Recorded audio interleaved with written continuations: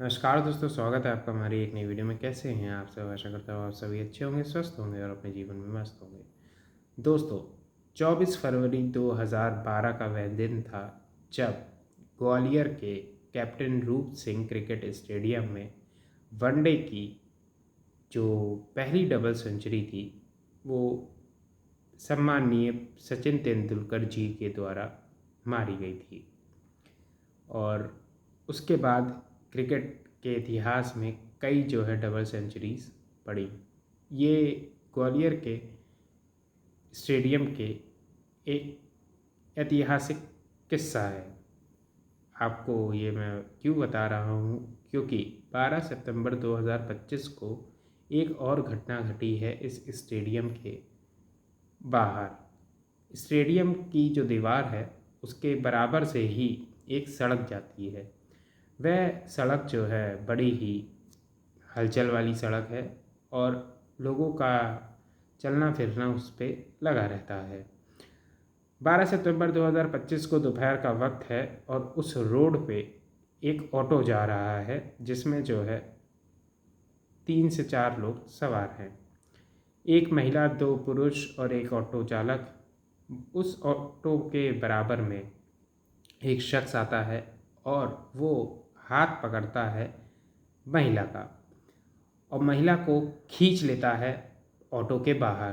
तुरंत महिला नीचे गिरती है और जैसे ही वह महिला नीचे गिरती है, सभी लोग कोशिश ये करते हैं कि इस महिला की मदद करें और इस व्यक्ति ने जो हरकत करी है उसको जो है बताएं।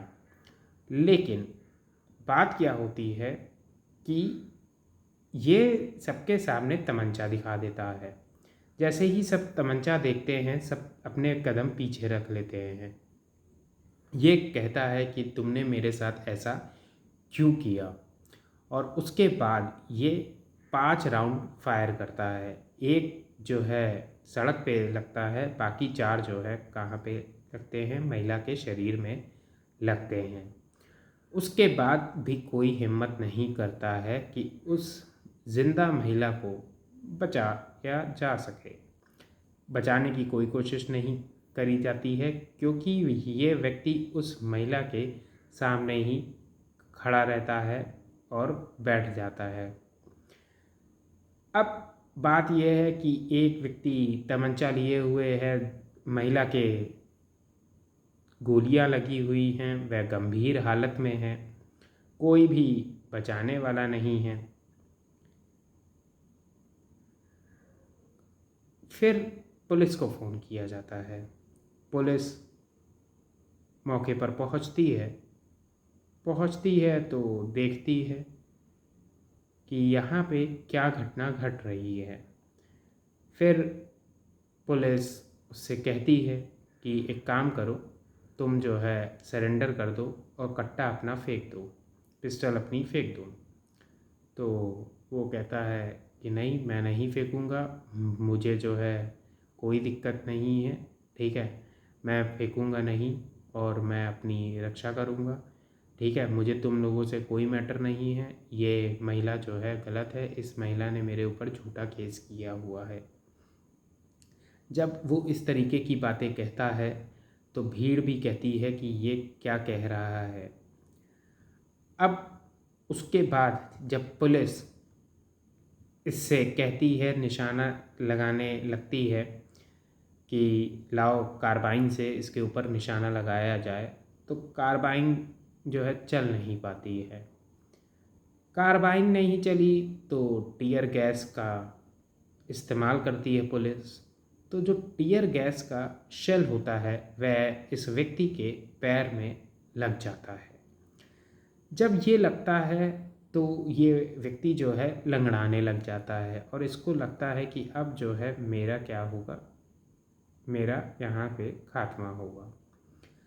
तो उतने में ये फेसबुक पर लाइव आता है और 1 मिनट 33 सेकंड की एक लाइव वीडियो करता है और उसमें कहता है कि कल्लू पंचाल और अंकुश पाठक, जो कि इस औरत के क्या हैं, बॉयफ्रेंड हैं, उन्होंने इसके साथ मिलकर मेरे ऊपर झूठा केस करवाया है, जिसकी वजह से जो है मैं जेल काट कर आया हूँ और मैं निर्दोष हूँ। इसने मेरी ज़िंदगी बर्बाद कर दी है और जो है मैं कुछ नहीं, मेरा किसी से कोई मैटर नहीं है। इस तरीके की जो है वह बातें कहता है। एक तरफ वह महिला जिंदा है, सड़क पर पड़ी है, उसकी सांसें चल रही हैं। दूसरी तरफ ये फेसबुक पर लाइव है। तीसरी तरफ कोशिश करी जा रही है पुलिस के द्वारा कि इसको जो है काबू में लाया जा सके और लोग वहाँ पे खड़े होकर देख रहे हैं, जो कि भीड़ अच्छी खासी है देखा जाए तो। अब किसी की भी हिम्मत नहीं हो रही है कि इस व्यक्ति के पास जाए या फिर इससे जो है महिला को बचाएं। बात क्या हुई कि ये जितना भी तमाशा चला ये 30 मिनट तक चलता रहा। उसके बाद इस व्यक्ति के ऊपर जो है काबू पाया गया। काबू पाने के बाद इस व्यक्ति के ऊपर सभी ने बहुत कायदे से हाथ छोड़े और सही तरीके से इसको बताया कि ये जो है किस तरीके का इसने कृत्य किया है। पुलिस जल्दी से इसको पकड़ती है और इसको लेकर जाती है थाने। साथ ही साथ जो है उस महिला के ऊपर ध्यान दिया जाता है और उसको एम्बुलेंस से भेजा जाता है हॉस्पिटल। उसकी सांसें चल रही थी जब वह एम्बुलेंस में थी, लेकिन जब तक वह वहाँ पहुँचती है तब तक वह महिला दम तोड़ चुकी होती है। कौन था ये शख्स और कौन थी ये महिला कि जिन्होंने इस तरीके का जो है कृत्य किया, और एक ने कृत्य झेला, एक ने जो है किया। असल में बात ये हुई कि ये जो शख्स था, इस व्यक्ति का नाम था अरविंद ठाकुर। अरविंद ठाकुर जो है ग्वालियर का ही रहने वाला, और उसने जो है क्या की, 2 शादियां करी। पहली अपनी पत्नी से और उसके बाद जो है दूसरी जो है अपनी एक गर्लफ्रेंड से, जो उसने नई नई बनाई थी। और ये जो नई नई गर्लफ्रेंड बनाई उसने, ये गर्लफ्रेंड वही थी। पहली पत्नी को पता नहीं है कि पति की क्या है, एक गर्लफ्रेंड है। अब क्या होता है कि जो महिला है उसका नाम है नंदिनी। नंदिनी के जीवन में जो लोग थे वह काफ़ी ज़्यादा थे। नंदिनी का पुराना जीवन का अगर हम इतिहास देखते हैं तो उसमें क्या था कि 5 लोग उसके जीवन में थे, जिसमें से 2 पति थे और 3 प्रेमी थी। अब 3 प्रेमी जो थे उनकी अलग कहानी है, साथ ही साथ ये 2 पतियों की भी अलग कहानी है। बात यहाँ से पीछे जाती है 10 साल पहले। 10 साल पहले नंदिनी झांसी में रहा करती थी। वहाँ पे उसकी जो है एक लड़के से मुलाकात हुई, आगे चलकर उससे शादी होती है। ये पहले पति की कहानी है नंदिनी के।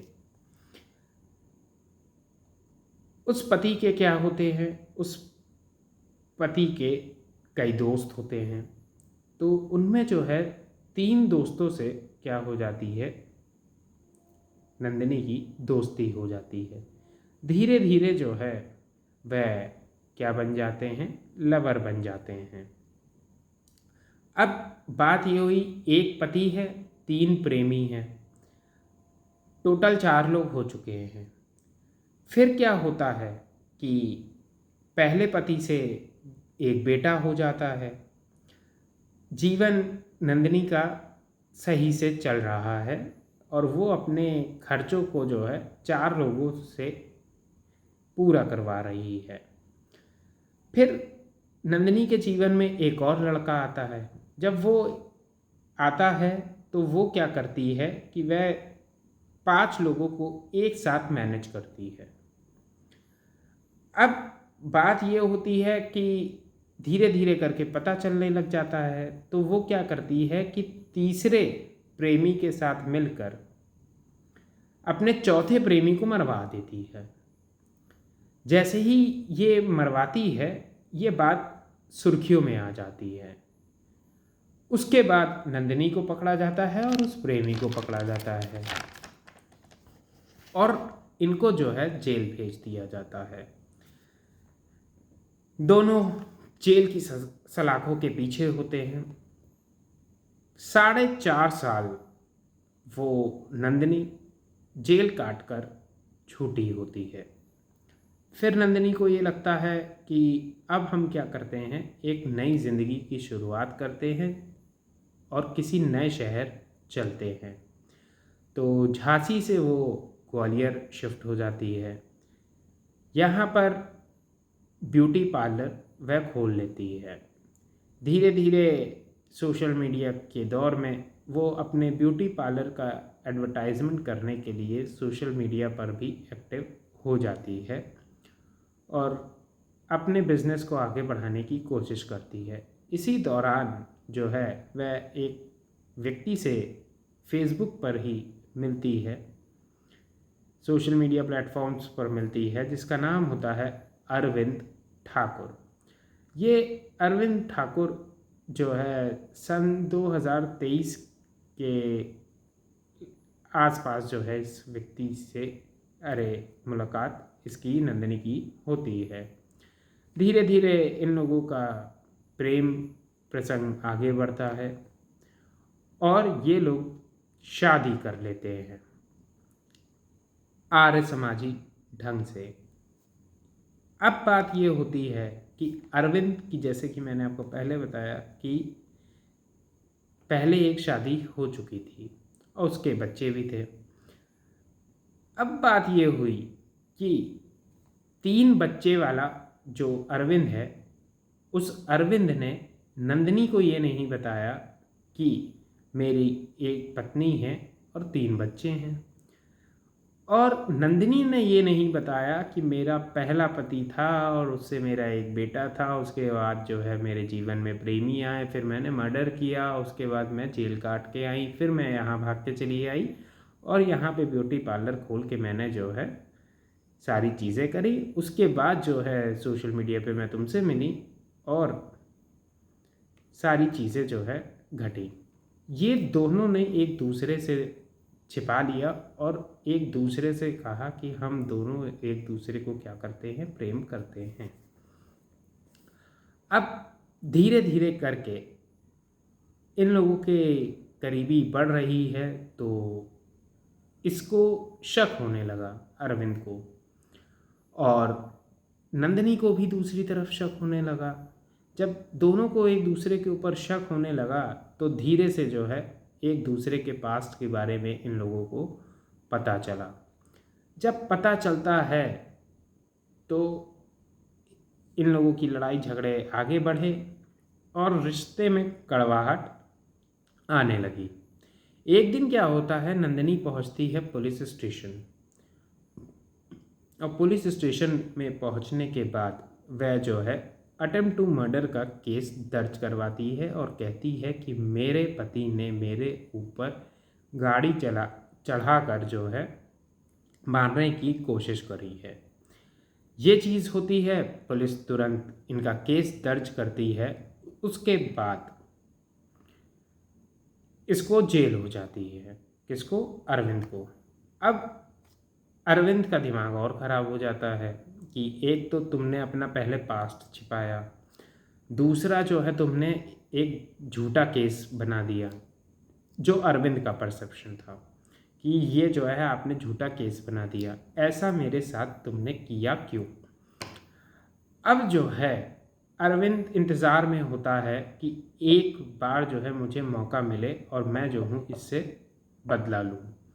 फिर ये होता है कि अरविंद जब जेल पहुंच जाता है तो धीरे से बीच में कोई आता है और इन दोनों के बीच सुलह करवाता है।